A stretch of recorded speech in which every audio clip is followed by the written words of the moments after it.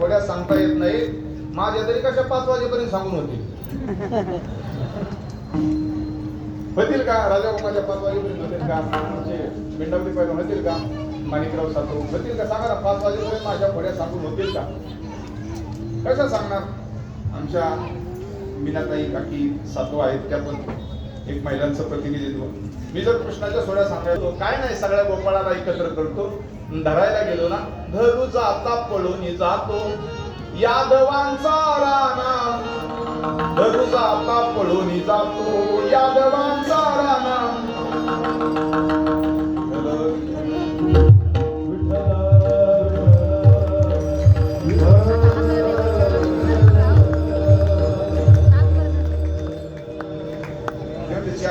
चालत काय असो. अशा नानाविध प्रकारच्या खोड्या देवाने केल्या, देवरानं केले, खेळ खेळले, काला केला, हे सगळं झालं. देवाच्या येण्याचा जसा आनंद तसं महाराष्ट्राला छत्रपती शिवाजी महाराजांचे जन्म सोहळ्याचा आनंद आजही. तिथीनुसार असणारी शिवजयंती. काल बऱ्याच पोरांनी मला विचारलं, म्हणजे महाराज शिवजयंती साजरी करत असताना आम्ही तारखेची केली, आता ही तिथीची आहे, आणि भांडायला लागली पोरं, आमची श्रेष्ठ तिथीची, आमची श्रेष्ठ तारखेची. म्हणजे आम्ही काय केलं पाहिजे?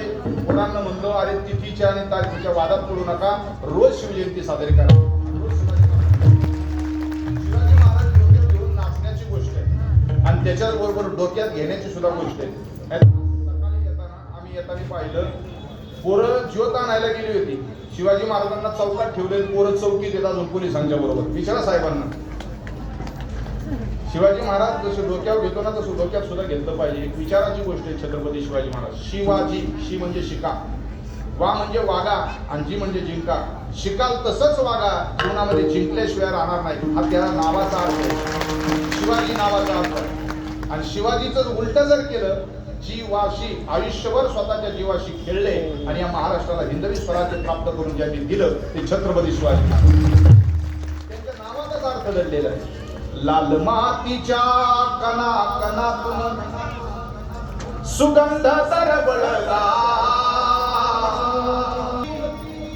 बाळ शिवाजी जन्माला आसन झाली, जिजाऊच्या नवसाला सुवर्णासाठी साखर वाटी, अवघ्या नगराला जिजाऊ पोटी बाळ शिवाजी जन्माला आला. काय केलं छत्रपती शिवाजी महाराजांनी? महादेवाच्या पिंडीवरती शपथ घेतली ज्याने, शिवशंभूच्या लिंगावरती रक्त तिळा लाविला, जिजाऊ पोटी बाळ शिवाजी. धर्मवीर संभाजी महाराज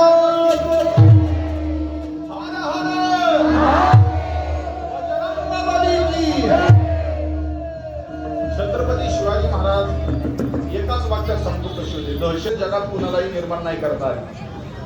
जगातले सगळे राजे औरंगजेबाला घाबरायचे, कारण तो आलमगीर, त्याची जगावरची सत्ता होता असं मानायचं. श्रीमंत जगात सगळे राजे जगातले औरंगजेबाला घाबरायचे, पण औरंगजेब मात्र महाराष्ट्रातल्या छत्रपती शिवाजी महाराजांना घाबरायचा.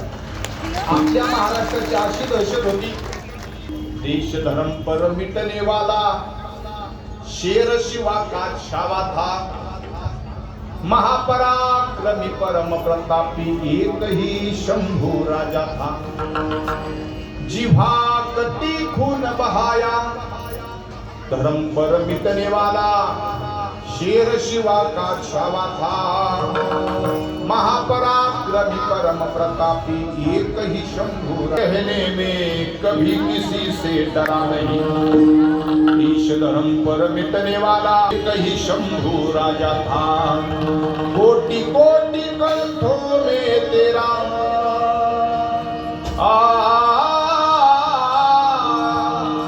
कोटि कोटि कंठों में आज जय जयकार हे आमच्या महाराष्ट्रातल्या पोरांना एकच सांगणे, पोरांनो, गाढवाच्या विचारानं जगाल तर माती व्हाल, शिवरायांच्या विचारानं जगाल तर छत्रपती व्हाल. ताकद आहे त्यांच्या विचारामध्ये. ज्ञानेश्वर